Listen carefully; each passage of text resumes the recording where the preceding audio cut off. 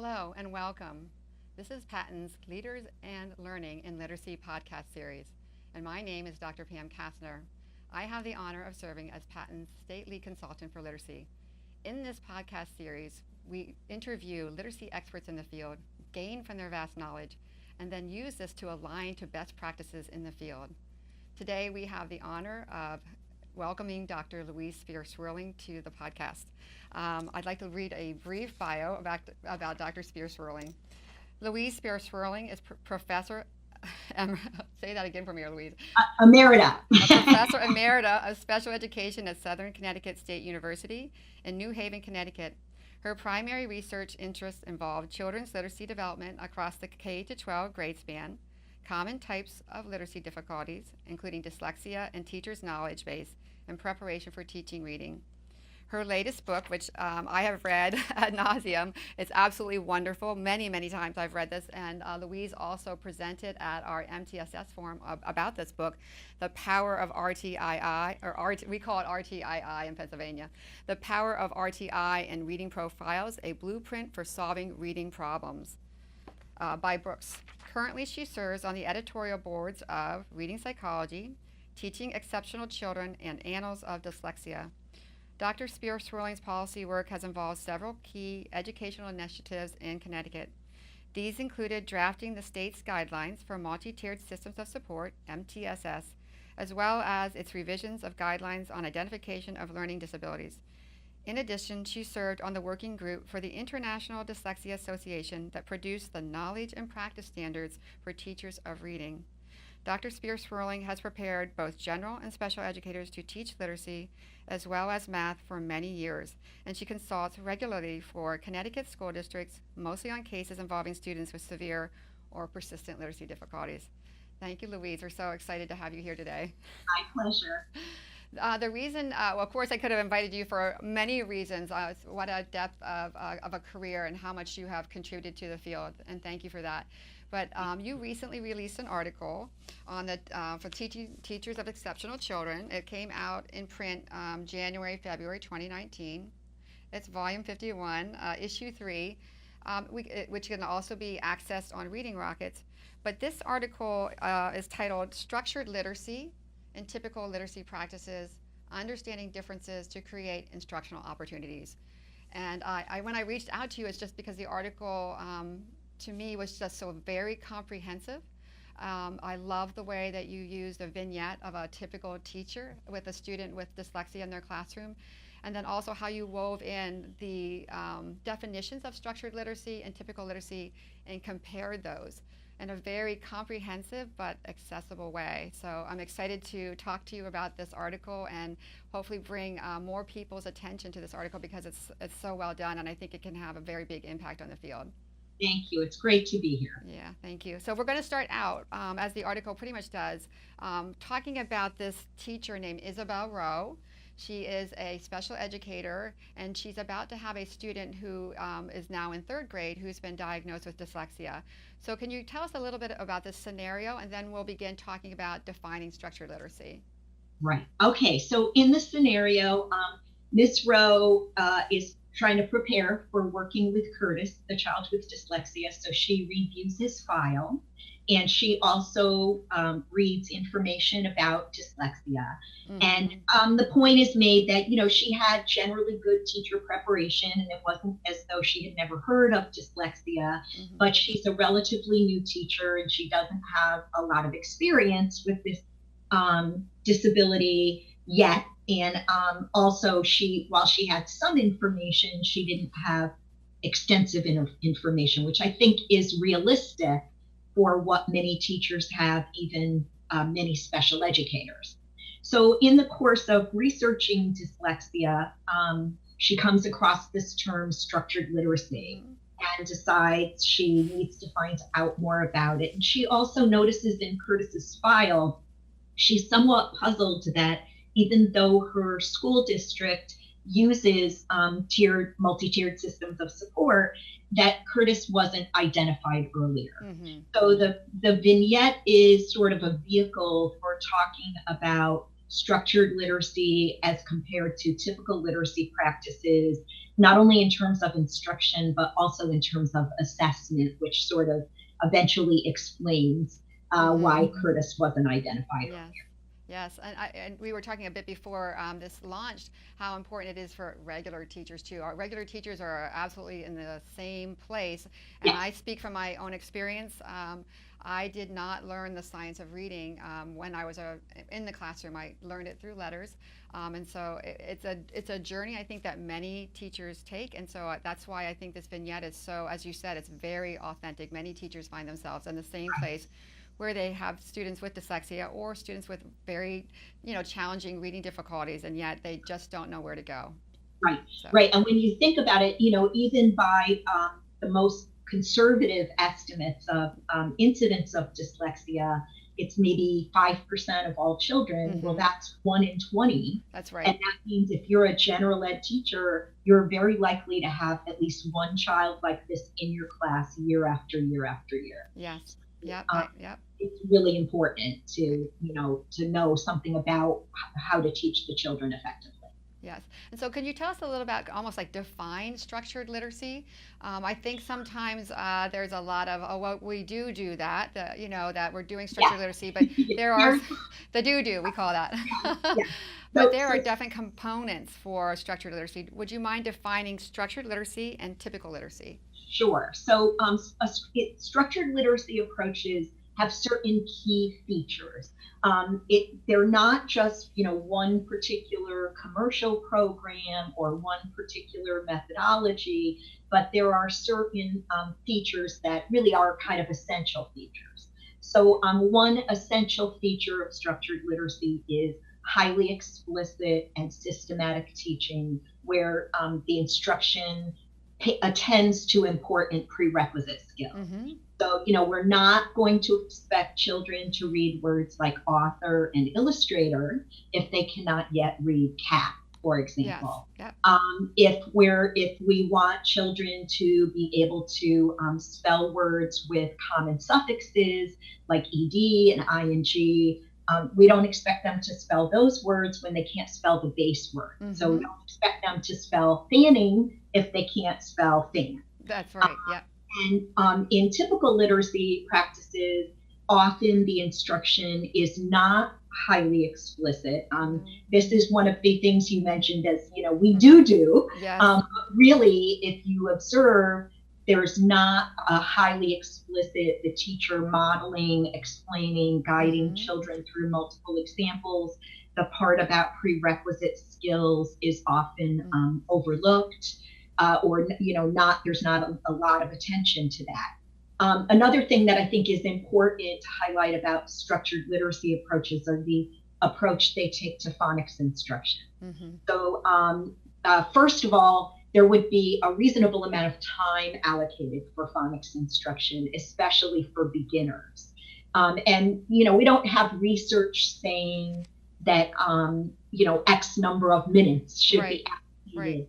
But we do know that these are key skills for children in the early stages of learning to read. If you don't get that foundation, then it kind of undermines the rest of your reading progress. So phonics skills would never be the only skills that are taught in a structured literacy approach, but they would get a substantial amount of emphasis early on, whereas, by contrast, in one popular typical literacy program, phonics skills are something like 1 of 8 areas, even in first grade. Wow.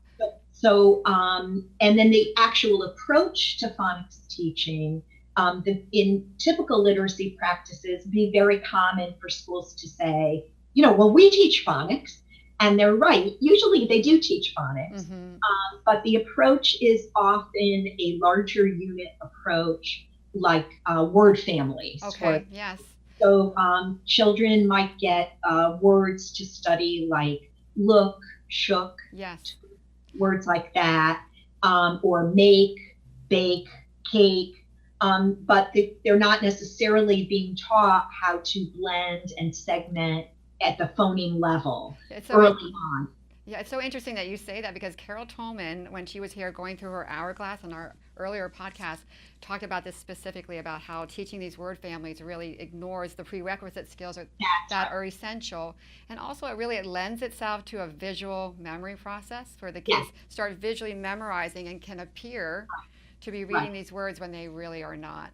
Right. Yes. And I think one thing that happens with beginning decoders, especially children who struggle with the code, are often already disposed not to look carefully at words. Mm-hmm. So if you have an initial phoneme graphing level approach like you would have in structured literacy, it really forces close attention to all the letters in a word. Yeah, those internal details. That to the internal details. Exactly. Yes. Exactly. I should say in structured literacy, you also do ultimately teach larger units, like common morphemes in words, like in a word such as unlikely, the prefix the suffixes, suffix but that would come later for the most part, it would come later as children advance to longer words. And it would be done systematically. So a couple of other differences I should highlight. In a structured literacy approach, usually children would be reading early on decodable types of text, or at least texts that are a good match to the decoding skills they've been taught. So, whether we call them decodable or not, the children have to be able to decode the words. Otherwise, what you're fostering is a guessing type strategy, which is maladaptive. Yes. In contrast, in a typical literacy approach, children are often reading predictable types of text. So children might be reading a text about a child, Maria, who's getting her materials together to go to school. And the text reads like this, Maria found her backpack. Maria found her. I can almost go with you. Maria found her pencil. Maria found her coat. And with each sentence on a separate page, there's pictures that show Maria finding her backpack and her pencil, etc. Well, what that does, first of all, the words are not highly decodable. No. For a child who's at the beginning stages of decoding, and the pictures enable them to guess. That's so correct. What you're kind of tacitly, even if the teacher doesn't explicitly encourage guessing, which sometimes they are trained to do, but if they don't do that, the child is going to be, you're fostering more of a guessing strategy, because what else is the child supposed to do if they can't decode it, if they don't have the skills to decode it? Yeah, I have seen exactly the same thing. As you know, I have some grandchildren, and those types of texts I've said to my children, you can read them to them, but please don't have her read them because it's going to cause her to guess. She's going to rely on context and pictures, and we need her to be looking at the code, and that's what we need to rely on. And so, yes, it does. It causes a lot of errors later, and the appearance of reading when it's just not there. Right, exactly. That is correct, yeah. Another thing I should mention is that in structured literacy, we would also teach higher levels of language. So it's not only, decoding and phonemic awareness and spelling, but also areas such as sentence structure, vocabulary, discourse structure. So many children will also benefit from explicit systematic teaching of those higher levels of language. In typical literacy practices, sentence structure is an area that's very often gets short shrift. Discourse structure might get a little bit more attention. What are the features of a narrative? What are the features of informational or expository text? But again, not necessarily in a way that is highly explicit or systematic. Yes, teaching all the layers of our language, the systems of language. And so often, I think back to Louise Moch, she says, if you're going to be a teacher of reading and writing, you must first be a teacher of language. Absolutely. And that's really what structured literacy is doing. It's supporting teachers in teaching our language in a very direct, explicit manner. Right. Yeah. So what are some of the benefits of teaching in a manner of structured literacy for students? I would say certainly especially for students who have dyslexia or some other reading problem, the value is that you're directly teaching the area where they're weak. So, for example, students with dyslexia typically have problems around decoding and phonological skills and spelling. So the structured literacy approaches prioritize explicit teaching in those areas. But also, I think another thing that is important for kids who are struggling is that they're often behind. Yes. So you need an approach that you certainly first and foremost want effective teaching, but also efficient teaching is an important consideration, because if children are behind, they need to catch up, right? So they need to make more progress. Yes. Than they would normally make as a typical student in order to close the gap with peers. And so structured literacy approaches tend to have an approach that can be, if done well, a more efficient approach to instruction. And the thing is, as well, it benefits all students. It's not that it just benefits the students. So it benefits all and does harm to none. I always think about it that way, that all kids will benefit from this, and it will not harm any other, it's not going to harm in any manner. So it benefits every student. It's always easier, it's easier for the teacher to have a structured approach in place. And then if you have kids who come in already decoding well, or who pick that aspect of reading up very easily, you can move them ahead faster. And those are the kids who might be able to benefit from doing, more independent reading in the classroom, more project work in the classroom. Right. But if you don't have the structure already embedded, very hard or impossible to impose that later on. Yeah, as somebody said to me once, you can't retrofit the phonics. No, you cannot. And it will profoundly impact for their entire life if it's not secure. And so when I hear the term a lot, and I'm sure you have too, balanced literacy. And there is no balance in literacy. I always think about it as more proportional in the sense that when you're a novice reader and you're learning the code, proportionally the instructional time is spent on helping students unlock that code in an accurate and automatic manner so that they can read to learn later. And all this language is coming from, or should come from, teachers' language in the classroom being very robust, the expectations of the teacher for complete sentences when questions are asked, and really rich, robust, read alouds on fiction and nonfiction text. That's where all that language is coming from. Right. The read aloud piece is very important. So there are certainly other areas you would address, but it's important to sort of recognize, developmentally, the skills, like all of these skills, decoding and language comprehension, reading comprehension, spelling, composition, they're all ultimately important, but the relative importance shifts somewhat depending on where kids are developmentally. So if you don't prioritize certain foundational skills early on, then it undermines the development, as you said. It undermines development long term. And those lack of skills are always going to show up. Yes. And oftentimes we hear about this third grade or fourth grade slump. And it's not necessarily a slump. It's something that's been hidden all along, that the kids really didn't have accuracy and automaticity with the code. And now here they are in more complex text, more complex sentence structure, domain-specific language, and all of a sudden it seems to appear that a child has a reading problem. And that's pretty much like Curtis, I think, in this story. Yes? Yes.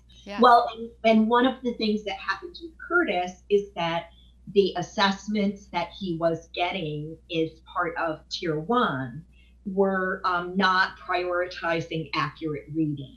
So when he was reading passages in the scenario that's embedded in the article, Ms. Rowe realizes that the assessments were scored to ignore minor word reading errors when Curtis was reading in context, like for the and this for that. And so he's a verbally bright child, and he's good at compensating using context.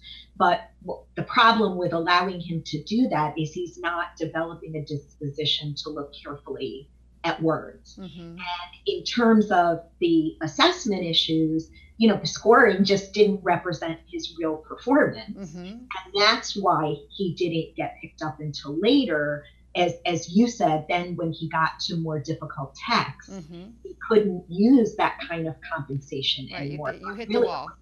right. But it would have Yep. been better for him to get picked up earlier, for assessments to be scored properly, and for him to get picked up earlier and get help earlier than he did. Yeah, one of the things in the article that I really liked is a table where you talk about feedback when a student is reading an oral passage, and how that feedback can have an impact. So I think that, let me look, because mine's a little bit more annotated. So it's a table 3, examples of different types of students' oral reading errors in text. And I think the point you just made there, maybe we would just want to emphasize that a tiny bit in terms of like when kids are making those supposed small errors or saying a instead of the, and sometimes teachers and some methodologies are like, oh, don't worry about that, it's not impacting meaning, I'm not concerned about that. But when children fail to attend to the internal structures of every single word, they are the kids who later on will read a word like inhabit and hibit, where that one phoneme will have a vast difference on meaning. And so those bad habits, profoundly impact comprehension. And so do you mind talking a little bit about how those promptings to errors, how they impact? So there's a small class of errors that I think there's pretty much universal agreement that it's reasonable for teachers to ignore in scoring. And you can see this, for example, if you look at standardized tests or tests like the DIBELS, Ames Web, other CBMs, tend to use similar type of scoring. So usually self-corrections are okay. Correct. Articulation, mispronunciations that come from articulation errors, like a child who says wabbit for rabbit, because that's how they talk. But clearly knows that what they're reading is a small furry animal with the big ears. Right. That would be scored as correct. Foreign accents, but the child is decoding correctly. That would be ignored. You would not ignore errors like off for the, this for that. Usually you would not want to ignore, reversals like mother said for said mother, because again, it's showing that the child is not attending closely to the text. One of the examples that I like to give is Jean Shaw, in her model of reading development, had this stage that she referred to as ungluing from print, where that's the stage where the kids are so fluent. Yes. It seems like they're not paying attention to the print, but it's really because they have automatized word reading. Yes. So, but the point, the way I like to think about it is, before you can become unglued from the print, you have to be glued first. Yes. You have to pay really close right. attention. And that's how you develop the automaticity, by looking carefully at words and internal details of words. And then kids who are developing well in reading will make that process highly automatic and start to recognize, words much more automatically. And then they can become, in a sense, what seems to be unglued, but it's really not that they're not looking carefully at words. It's just that they can do it so rapidly and automatically. Right. And I think I love that when you speak about that with Jean Shaw, and some methodologies on typical literacy never even attempt to have kids glue to the words. And so I would, where structured literacy does. Right. They have to be glued, that bond, that has to be bonded and anchored and bonded. So, yes. Yeah. And another, sort of related issue, which is instructional, is what kind of feedback should teachers give when they're reading. So one of the things that happens a lot in general education, and part of this, to be fair, part of it is because teachers are dealing with large groups of children. So they may not be able, it's hard to read individually with every student, but it also is a function of kind of the orientation that many general educators are trained in, which is a more constructivist type, not an explicit teaching type of orientation. So in general education, or in typical literacy practices, is the best way to put it, children might be reading with another child. project. They might be doing partner reading, or Mm-hmm. they might just be reading independently, even when they're at a stage where their decoding is kind of really still pretty inaccurate. Mm-hmm. Those practices, especially for the weaker decoders in a class, are really problematic because the other child that's paired with the poor decoder is not going to give the kind of feedback That's right. that you want the child to Mm-hmm. get. And the feedback should orient the child toward looking carefully at the print and attempting to decode. Mm-hmm. And the article that I wrote describes a procedure that teachers can use.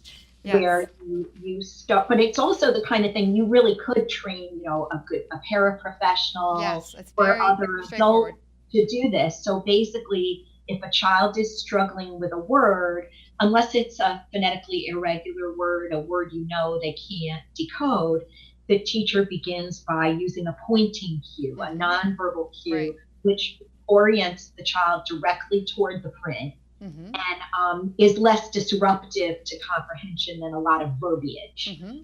And then if the child doesn't get it, you can give sort of a short, concise verbal cue. Like if a child reads, thin for fan, the teacher might begin by pointing to the A, and if the child cannot self-correct, the teacher gives a cue like, short A says ah, something like that. Yes.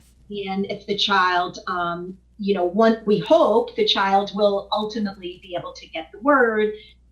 Just telling the child the word should be a last resort unless the word is irregular or some very unusual word, and they shouldn't be placed in a text that has those words. Mm-hmm. And then the end of the procedure would be once the child has successfully decoded the word, the teacher says, good, now just reread that sentence for me. So you're trying to get the child to, establish fluency and comprehension. Right, and then the attention to the internal details of the word. That's right. Because that's where the message is in the print, and not seeking out their eyes glancing, to a picture. Guessing from the picture. Or they look to the teacher for the answer, right? Right. And so that and also too, it's a formative feedback to the teacher as to what skills they do have, and then what to do next. So that is table 4 in this article, and it's a very brief, succinct instructional routine for error correction. And I really strongly encourage those who watch this podcast to also seek out this article. The wonderful thing about the article too, Louise, and thank you for this, if you had anything to do with this, is that it's accessible.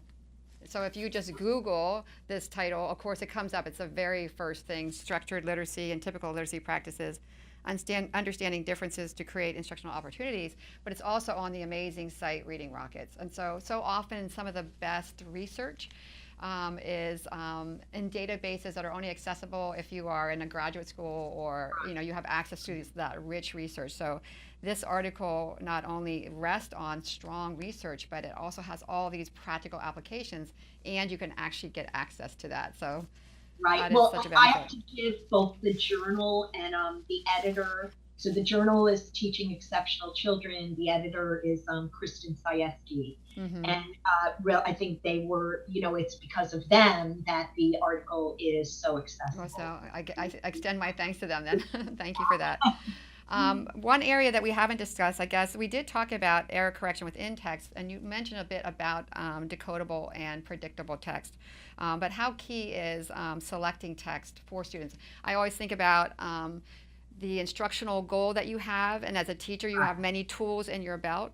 And so if you have a novice or emergent reader who is very new in the code and still making errors, if you want them to be practicing the phonics patterns that you've taught them, what would be the right tool for that? So what would be the right text that we would select for that? So I do think for kids who are at early stages of decoding, and again, particularly the kinds of children who struggle with the code, the decodable books are very useful. I agree. They're not, there's a wide variety of books available. And they're it's good to think of decodability as kind of a continuum. Mm-hmm. So you have books that, have a start at a very, very low level with CVC words with A. Correct. And don't have too many sight words. And then You have other series that kind of move more quickly through different word patterns. And, they can both be useful depending on the child's level and the degree of difficulty. I used to, when I was a full-time faculty member, I used to run a tutoring program with my teacher candidates in a local public school. And we used to use Decodable series. And I can tell you that, we had kids, it is true that it's great to read, beautiful children's literature. For the teacher when they're young and novice readers, right? Yeah. But it is not motivating for kids to be placed in a book that they're failing in, that they cannot read. And we had kids read sometimes, because it was all they could read, they would be reading these very simple decodable texts with, just a few vowels. And we were usually working with first and second graders, low level readers, beginning level. And we would have kids say, "This is the first book I ever read." I know. And no, they would like be this. Yeah. This is the first book I've ever read. And that is, I think, also one of the advantages of early intervention, because kids are still at a stage where, you don't have as much of the overlay of emotional and behavioral, sometimes secondary kind of problems that develop from, years and years of failure in school. Yeah. It's so motivating to students to be able to read something successfully. I know sometimes adults will say, well, these are so boring. Well, they're not boring to a student who can read that accurately and automatically and have that feel that power of being able to read rather than muddling through and guessing. That's right. Yes. Success is very motivating. Yes, it is. Yes, it is. So I guess just in closing, want to give us a little bit more of the scenario of Isabelle and how she goes through this process, and then maybe we'll close up. Okay, sure. Yeah. Well, so she does ultimately realize, why Curtis wasn't identified earlier, because although some of the right kinds of assessments were being given, what was prioritized was this text reading assessment that wasn't being scored properly. And she asked for training in a structured literacy program, which her principal fortunately has the funds to do. So I think, one of the things we see is that often teachers are not well prepared. Particularly in general education, the teachers don't tend to be prepared in structured literacy methods. But even in special education, it's an issue because there are so many skills in which you have to prepare beginning teachers, and sometimes there's a lack of coherence. Faculty are not all equally knowledgeable about structured literacy, and so depending on who the teacher candidate takes, that may not be a highly coherent program. So I think that ideally what we would want for teachers like Ms. Rowe is that they get a good grounding in structured literacy, but the actual teaching, the ability to teach children like Curtis is probably going to come more at an advanced program level, not at a pre-service. We're not going to train all pre-service teachers to teach kids like Curtis that are really struggling. But we want everybody to have a good foundation. And why is it important to teach explicitly and not encourage guessing at words and things like that?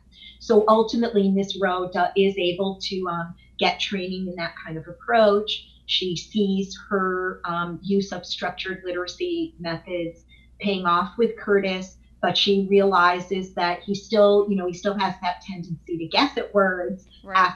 Those bad habits are hard to break. Yes, the habit, it becomes a very hard habit to break. And so she kind of adopts that scaffolding method that you alluded to earlier that I was talking about to try to help him break that habit. Also, Louise, I want to share with everybody, I'm sure you're very aware that the International Dyslexia Association has many resources Yeah. briefs, publications about structured literacy if you want to know more. Do you want to share anything about IDA and how they're supporting structured literacy? Well, there's certainly a very strong support for structured literacy.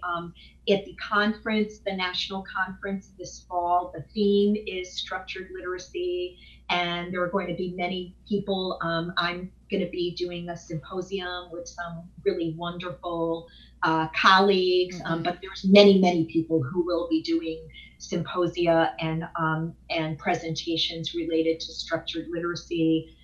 Perspectives, which Yes. is the IDA journal, has several issues that will be relevant for structured literacy that will be coming out in the coming year. So they're really a great resource for practitioners. And certainly IDA's knowledge and practice standards are what we should really be focusing on and embedded with structured literacy, of course, but really what teachers should know and be able to do. I so often hold those up in trainings, and many teachers are not even aware that they exist. So I would strongly encourage as well teachers to seek out the knowledge and practice standards. I agree completely. Yeah. So thank you so much, Louise. Dr. Spear-Swerling, for joining us. And again, I can't emphasize enough how comprehensive, evidence-based, and accessible this article is from Teaching Exceptional Children. This is the go-to, I think, in terms of understanding the differences between structured literacy and typical literacy. And of course, seeking out IDA and all their resources around structured literacy, also very supportive. And I want to do a shout out to Dr. Spear-Swerling because she will be joining us for the Patent Literacy Symposium, which will be held June 10th to the 12th, 2020, right here at Patent Harrisburg, talking specifically on this topic. So thank you, Dr. Spear-Swerling. Thank you so much. I really appreciate the opportunity to share this work. Yeah, and thank you to John Ragsdale, our producer, and thank you all for joining us, whether you're viewing or listening to Patents, Leaders, and Learning in Literacy podcast series. This is Dr. Pam Kastner saying thank you and see you next time.